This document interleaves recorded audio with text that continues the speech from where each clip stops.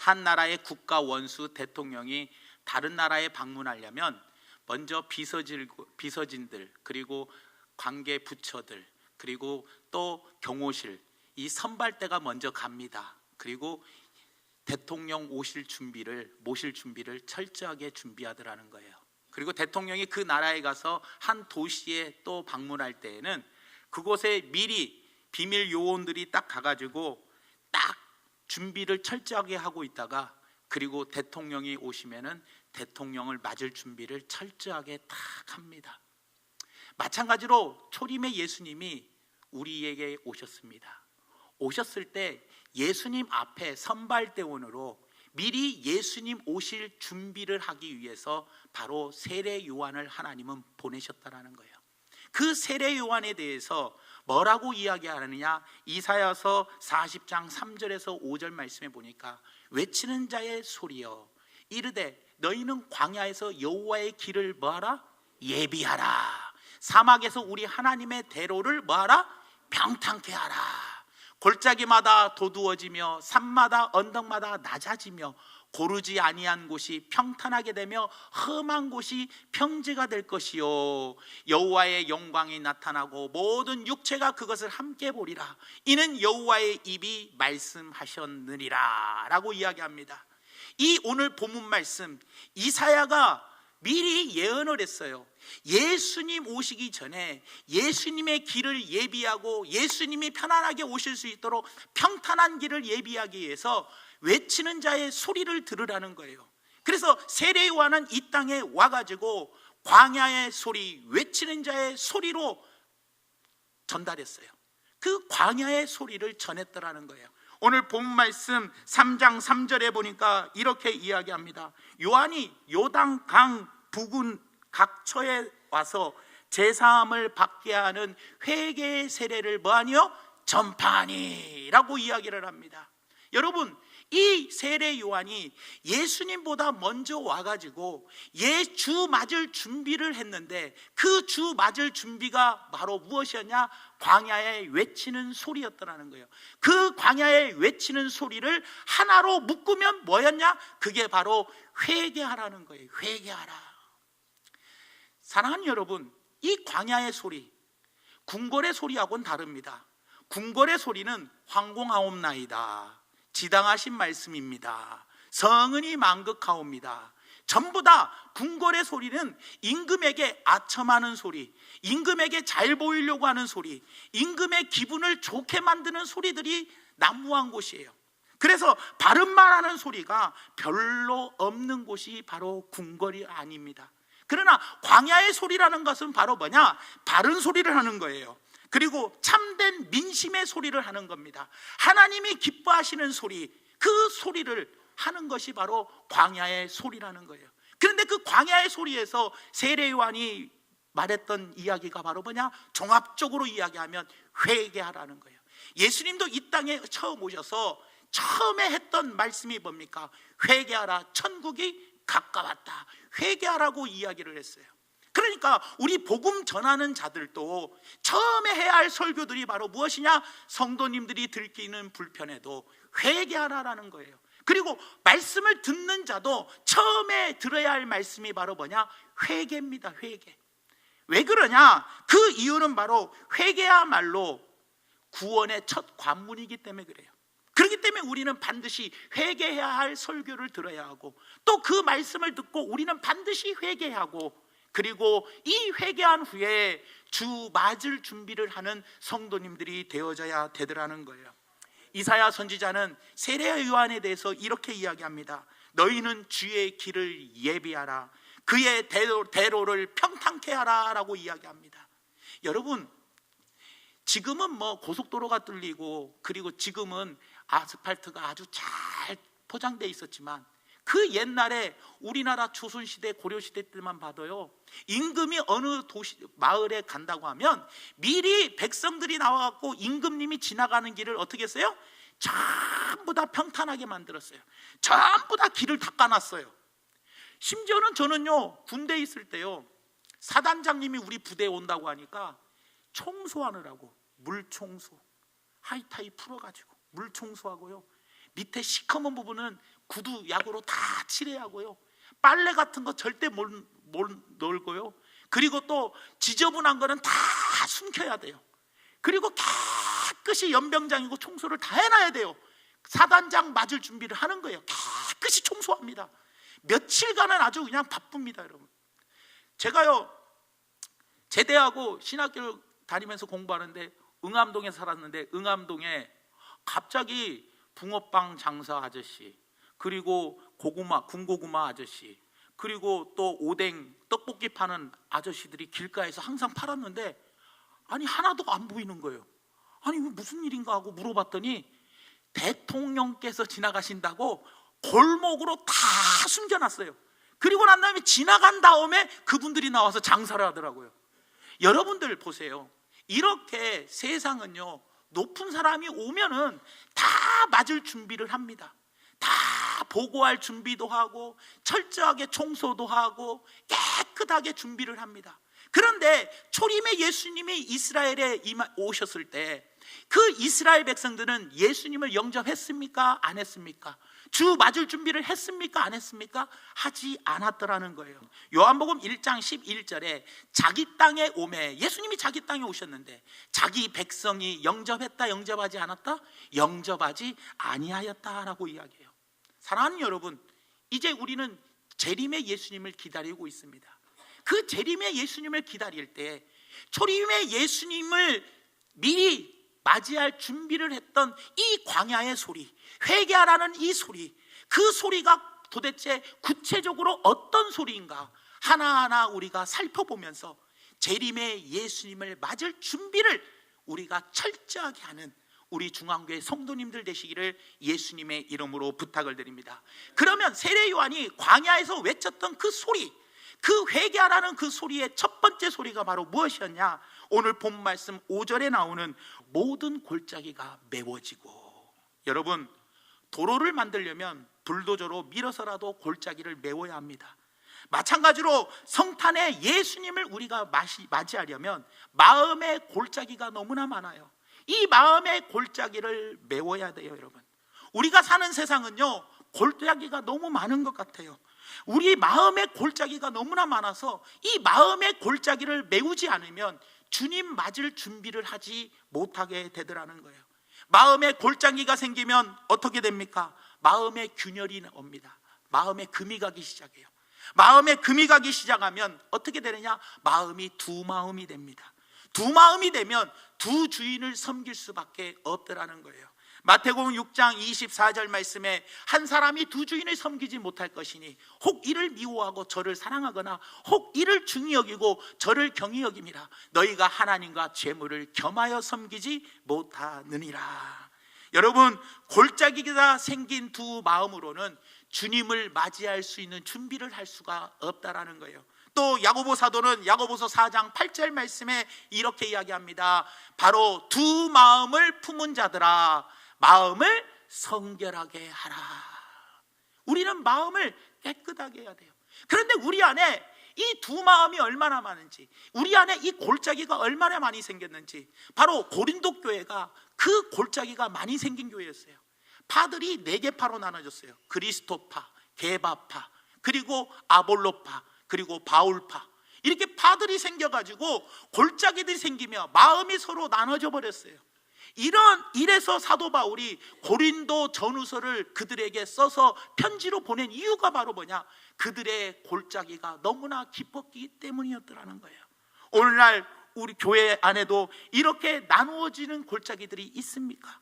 골짜기처럼 이리저리 나누어진 상태에서 어떻게 기쁨으로 주님을 맞이할 수가 있겠냐라는 거예요. 그리고 또 가정의 골짜기도 있습니다.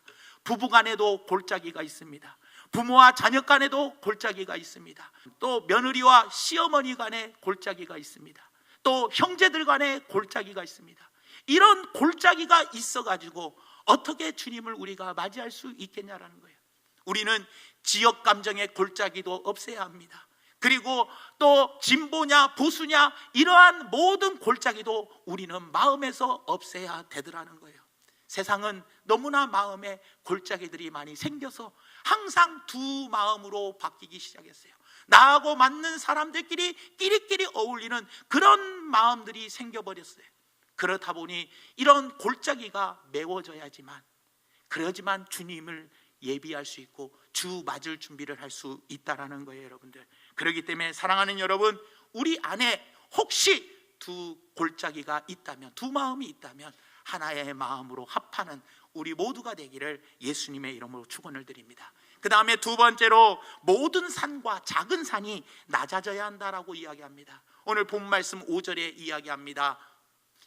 모든 골짜기가 메워지고 모든 산과 작은 산이 낮아지고 라고 이야기합니다. 모든 산과 그리고 작은 산이 낮아져야 한다라고 이야기합니다. 여러분, 이건 바로 뭐냐? 교만한 마음이 낮아져야 돼요. 그리고 겸손해야 한다라고 이야기합니다. 낮아지고 겸손한 마음을 준비하지 않으면 주님을 맞이할 수 없다라는 겁니다. 이때 당시에 이스라엘 백성들은, 유대인들은 너무나 교만했습니다. 얼마나 교만했느냐? 예수님께서 요한복음 8장 32절에 이렇게 이야기합니다. 진리를 알지니 진리가 너희를 자유롭게 하리라 라고 이야기합니다. 그랬더니 33절에 얼마나 기가 막히게 대답을 하냐? 그들이 대답하되 우리가 아브라함의 자손입니다. 남의 종이 된 적이 한 번도 없거늘 어찌하여 우리가 자유롭게 되리라 하느냐라고 이야기합니다. 이들의 생각에는 뭐냐? 우리는 종이 아니라는 거예요. 우리는 하나님이 이미 처음부터 택한 선민이라는 거예요. 택한 백성이기 때문에 우리는 종이 아니라는 거예요, 여러분들. 그렇기 때문에 얼마나 교만했는지 이방인들을 갖다가 개만도 취급 못하고 정말로 얼마나 무시했습니까? 우리만 하나님의 택한 백성이다 그러면서 우월감을 나타내고 상당히 교만한 행동을 했어요. 이런 유대인들에게 바로 세례 요한이 마태복음 3장 8절과 9절에 이렇게 이야기합니다. 그러므로 회개에 합당한 열매를 맺고 속으로 아브라함이 우리 조상이라고 생각하지 말라. 내가 너희에게 이르노니 하나님이 능히 이 돌들로도 아브라함의 자손이 되게 하시리라. 얼마나 우리 우월감, 우월주의가 가득했으면, 야, 우리는 택한 선민이야. 한 번도 우리는 종이 된 적이 없어. 우리는 아브라함이 우리 조상이고 우리는 그의 자손이야. 이런 교만한 마음이 있으니 세례 요한이 그들에게 외친 게 뭡니까? 회개에 합당한 열매를 맺어라. 속으로 너희가 아브라함의 자손이라고 말하지 마라. 이 돌들로도 얼마든지 누구든지 아브라함의 자손을 만들 수 있다라고 이야기를 하며 회개하라고 이야기를 하더라는 겁니다. 사랑하는 여러분, 얼마나 우월감과 교만으로 가득 찼으면 이렇게 예수님과 그리고 세례 요한이 그들에게 따끔하게 질책을 하겠냐라는 거예요. 여러분, 예수님은 어떤 분으로 오셨습니까? 빌립보서 2장 6절에서 8절 말씀에 이렇게 이야기합니다. 그는 근본 하나님의 본체시나 하나님과 동등됨을 취할 것으로 여기지 아니하시고 오히려 자기를 비워 종의 형체를 가지사 사람들같이 되셨고 사람의 모양으로 나타나사 자기를 낮추시고 죽기까지 복종하셨으니 곧 십자가에 죽으심이라. 예수님은 얼마나 낮아지셨냐? 하나님의 보좌를 버리셨어요. 보좌를 버리고 이 땅에 마구간으로 내려오셨어요. 철저히 종의 모습으로 내려와서 그리고 십자가의 죽음으로 무덤까지 내려가신 분이 바로 예수님이시라는 거예요. 사랑하는 여러분, 우리는 이 예수님의 마음을 본받아서 내가 낮아지고 겸손해져야 합니다. 죽기까지 겸손해야 합니다. 십자가에 날마다를 죽여서 나를 날마다 무덤까지도 내려가게 하는 겸손한 자가 바로 주님을 맞이할 준비가 되어 있는 사람이라는 거예요, 여러분들. 하나님께서는 교만한 자를 대적하시되 겸손한 자들에게는 더욱더 큰 은혜를 주신다고 약속해 주셨습니다. 그럼에도 불구하고 우리는 직분을 좀 받으면 교만해지고, 그리고 재물이 좀 있다고 교만해지고, 지식이 좀 있다고 교만해지고, 교회 신앙생활 좀 오래 했다고 교만해지고, 교회에 어떤 공로를 끼치면 또 교만해지고, 이런 교만이 우리 사이에서 완전히 다 사라져서 낮아져야 되더라는 거예요, 여러분들. 빈수레가 더 요란하다는 말이 있습니다. 이 말이 무슨 뜻입니까? 지식도 없고 아는 것도 없고 교양도 부족한 사람이 되게 나서서 잘난 척하고 아는 척한다. 이것이 빈수레가 더 요란하다는 거예요.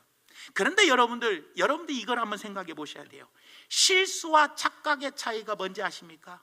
실수는요, 얼마든지 올바르게, 나를 고쳐서 올바르게 바꿀 수 있는 가능성이 있는 사람이 바로 실수예요.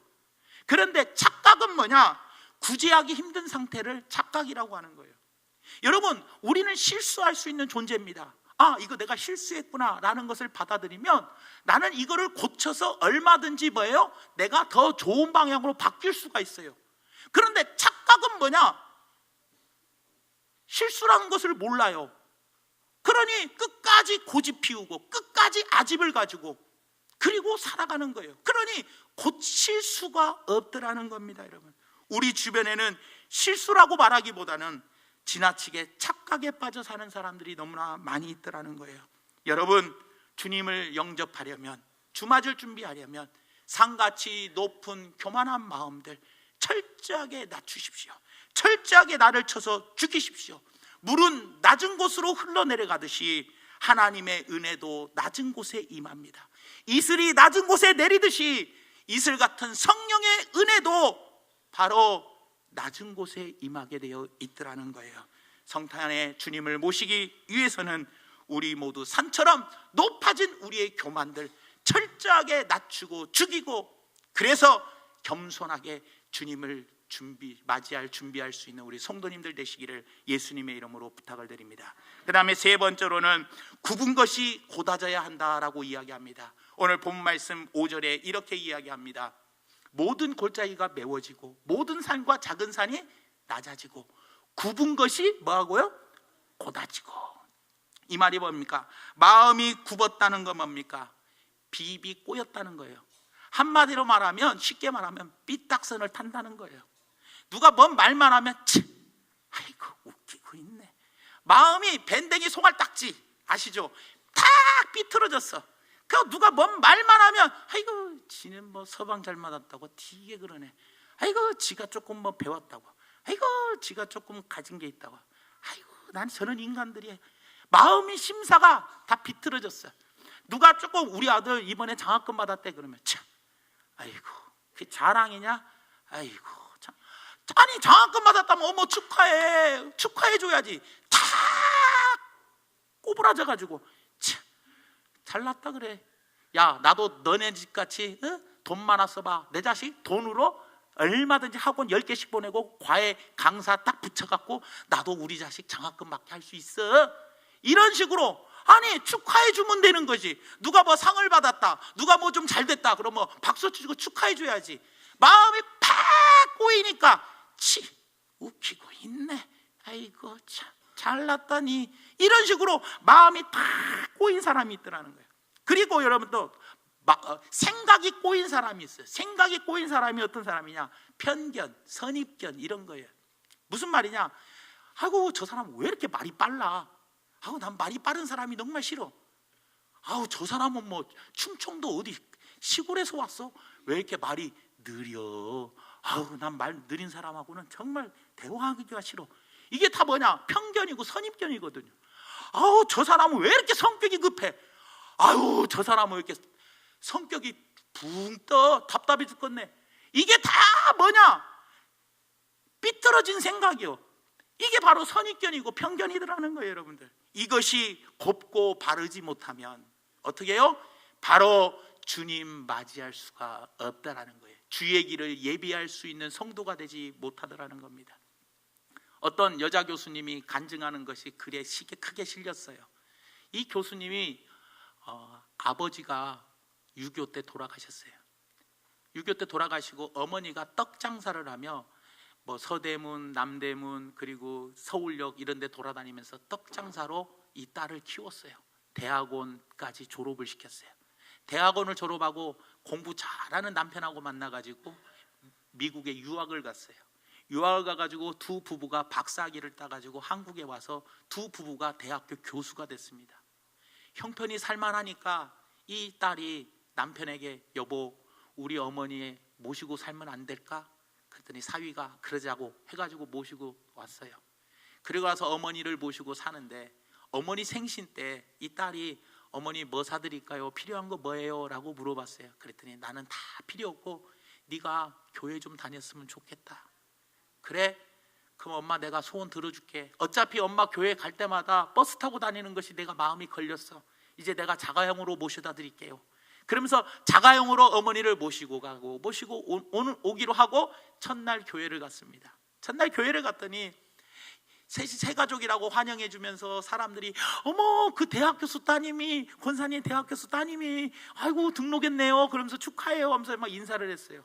어머니가 기관 모임 때문에 목장 모임 때문에 잠깐 시간을 가지고 있는 동안에 딸이 기다리고 있는데 한 사람이 와가지고 어머 교수님 어떻게 하면 우리 아들이 대학교 좋은데 잘 붙을 수 있을까요? 비결 좀 알려주세요. 와서 누가 물어봤어요. 또 옆에서 여자 집사님들이 모여가지고 야 저 사람은 교회 온 지도 얼마 안 됐는데 되게 설친다 이렇게 이야기하는 걸 들었어요. 저쪽 편에서 남자들이 모여가지고 야야야 지 혼자 다 해먹으라고 그래 다 해먹으라고 그래 하면서 싸우는 소리가 들리는 거예요. 야 뭐 이런 교회가 다 있나. 그래가지고 엄마가 나오자마자 엄마를 탁 데리고 나면서 엄마 난 다시는 교회 안 나갈래. 무슨 교회가 이런 교회가 다 어딨어 하면서 뭐라고 하니까 이 엄마가 하는 말이 애야 나는 평생에 하나님만 바라보며 살아서 사람들의 원망불평한 소리를 나는 못 듣고 살았단다. 그런데 감사하며 살기도 인생이 부족한데 너는 어찌해서 불평할 것만 듣고 불평만 하냐라고 이야기하는 거예요. 이 딸이 그 엄마의 믿음과 그 엄마의 생각을 딱 들으면서 야 나는 대학원까지 나오고 박사학위 받고 대학 교수까지 되었는데 그래서 내가 꽤 넓은 마음이고 내 생각이 꽤 건전한 생각인지 알았는데 알고 보니까 박사학위 가지고 있는 나보다 대학 교수인 나보다 우리 어머니의 생각이 더 훌륭한 거예요. 야 내가 헛살았구나 내가 너무 교만했구나 내가 이렇게 삐뚤은 마음을 가지고 살았구나 하면서 자기 자신이 초라하고 못 배운 어머니보다 박사학위 가지고 있고 대학 교수인 본인이 더 초라하고 더 부족하다는 것을 느꼈다라는 거예요. 그리고 회개하고 신앙생활 잘한다는 겁니다. 사랑하는 여러분 인생을 살면서 누가 큰 사람입니까? 마음이 큰 마음을 가진 사람이 큰 사람입니다. 좁쌀 같은 마음을 가진 사람 되지 마시고 큰 마음을 갖고 넓은 마음을 가지고 신앙생활을 멋지고 매력있게 많은 사람을 품어주고 나아가는 그래서 주맞을 준비하시는 우리 성도님들 되시기를 예수님의 이름으로 부탁을 드립니다. 마지막 네 번째로는 험한 길이 평탄해져야 한다라고 이야기합니다. 오늘 본 말씀 5절 마지막에 이야기합니다. 모든 골짜기가 메워지고 모든 산과 작은 산이 낮아지고 굽은 것이 곧아지고 그 다음 뭐예요? 험한 길이 평탄해진답니다. 여러분 이 말이 뭡니까? 험한 길은 굴곡이 심한 길입니다. 굴곡이 심합니다. 여러분 우리의 신앙생활이 굴곡이 심해서는 안 됩니다. 우리의 마음도 굴곡이 심해서는 안 된다는 거예요. 하루에도 몇십 번씩 마음이 찰딱 변합니다. 어떨 때는 막 아이고 우리 목사님이 최고야. 어떨 땐 목사님 참. 어떨 때는 우리 집사님 너무 멋져 너무 좋아. 집사님 무슨 집사야 자기가 나보다 한참 후배지면 이래버리고 아니 언제는 좋았다가 언제는 팍 식었다가 수시로 마음이 변하는 그 마음이 과연 주님 맞을 준비가 되어 있는 마음이겠냐라는 거예요. 여러분 환경과 형편에 따라서 내 신앙이 수시로 바뀌어. 환경이 좋을 때는 막 할렐루야 하다가 환경이 나쁘면 이러면 이게 굴곡이 심해서는 안 된다는 거예요. 그래서 제가 누누이 말씀드리잖아요. 온도계와 온도 조절기의 차이점이 뭡니까?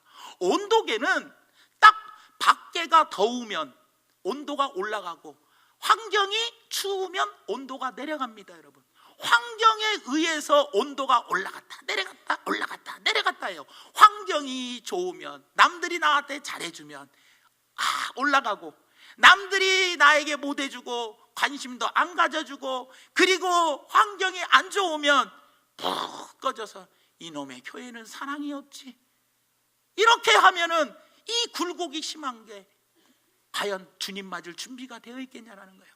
우리는 온도 조절기가 돼야죠. 30도로 맞춰놨으면 밖이 아무리 더워도 30도고 아무리 추워도 환경이 아무리 추워도 그 상태를 꾸준히 유지하며 가야 돼요. 굴곡이 크게 심해서는 안 되고 우리가 잠깐은 낙심할 수 있으나 우리는 독수리 날개쳐 올라가든 올라가의 신앙이 되어야 되더라는 거예요. 여러분들, 교육자가 좀 바뀌었다고 아이고 뭐 힘들고 저거, 목장이 또 바뀌었고, 설교자가 이번에는 내 마음에 안 든 사람이 들어왔다고, 아이고 진짜 작년에 설교자가 좋았는데 올해 설교자는 영 아니네, 이러면서 설교자가 바뀐 것 같고도 내 마음이 올랐다가 내렸다가, 내 마음에 들은 사람이 설교자로 오면 아이고 감사하다, 내 마음에 안 든 사람이 설교자로 오면 에이씨 구역 모임 가기 힘들겠네. 기관도 마찬가지입니다. 뭔가가 새롭게 바뀌는데 바뀐 거에 따라서 내 마음이 업되고 다운되는 것이 아니에요. 여러분들, 그런 신앙이 되어서는 안 된다는 겁니다. 여러분들, 그러니 우리는 믿음직스럽게 지속적인 믿음을 가지고 아무리 환경이 힘들고 어렵다 할지라도 지속적인 믿음으로 묵직하게 굴곡이 없이 나아가는 우리 성도님들 되시기를 예수님의 이름으로 부탁을 드립니다. 말씀을 마치려고 합니다. 기독교는 마음의 종교입니다. 기독교의 축복은 마음에 달려 있습니다. 기독교의 보안은 마음에 담고 있습니다. 구원받고 제사함 받고 천국 가고 하나님 자녀 되고 성령이 우리에게 오시는 것 다 마음입니다. 여러분들, 그래서 주님은 마음이 청결한 자는 복이 있나니 너희가 하나님을 볼 것이다 라고 이야기를 합니다. 사랑하는 여러분들, 마틴 루터의 이야기한 것처럼 우리가 매일 수염을 깎듯이 우리는 마음을 매일 다듬어야 한다라고 이야기를 합니다. 그런데 우리는 요즘 마음을 돌보지 않습니다. 내 마음이 황폐해져 가고 있고 병들어가고 있고 마음이 더러워져 가고 있습니다. 우리 마음에 원망과 불평과 교만과 악한 마음이 가득합니다. 그래서 뉴스만 보면은, 신문만 보면 맨날 이런 놈의 세상이 어쩌고 입에서 너무 거친 말들을 많이 합니다. 그러니 마음이 더러워지고 황폐해져 가는 거 아니겠냐라는 거예요. 빌립보서 2장 5절에 뭐라고 이야기합니까? 너희 안에 이 마음을 품으라. 곧 그리스도 예수의 마음이다. 우리 안에는 예수님의 마음을 품어야 합니다. 예수님의 마음을 품지 않으면 그리스도인이 아니더라는 거예요. 오늘 본 말씀을 한마디로 요약하면 주님께서 우리 마음과 삶에 들어오시는 길을 열어놓아야 합니다. 주님이 우리 안에 들어오시는 길을 열어놔야 하는데, 내 마음에 들어오실 길을 열어놓으려면 어떻게 합니까? 주님의 마음을 본받아야 합니다. 내 안에 있는 장애물을 다 제거해야 합니다. 주님이 내 안에, 내가 주님 안에 거해야 하지 않습니까? 그런데 주님을 맞이할 준비, 예비를 해야 하는데 내 마음에 이런 장애물들을 제거하지 않으면, 다시 말하면 회개하지 않으면 내 안에 주님을 맞이할 수가 없다라는 거예요. 재림의 주님을 맞이할 예비를 할 수가 없고, 이스라엘 백성들처럼 오히려 예수님을 영접하지도 않고 예수님을 욕하고 그리고 조롱하고 비난하며 예수님을 십자가에 못 박아버리는 그런 자들이 되어버리고 말아버리더라는 거예요. 그러니 오늘 이 시간 이후로부터 나 주님 맞을 준비하게 하여 나의 심성, 나의 마음, 나의 못된 심보 돌아보고 깨끗하게 장애물들을 제거하는 우리 모두가 되기를 예수님의 이름으로 부탁을 드리며, 두 마음을 품지 말고 겸손하고 낮아지고, 그리고 삐딱하게 마음을 삐딱하게 쓰지 마시고, 그리고 온도 조절기처럼 어떤 환경에도 변하지 않고 충직하게 나아가는 우리 사랑하는 성도님들이 되어 우리 마음이 희고 깨끗한 마음에 주님 맞을 준비를 항상 하여 주님 오실 때 아멘으로 주님을 잘 모셔드릴 수 있는 우리 귀한 성도님들 되시기를 예수님의 이름으로 축원을 드립니다.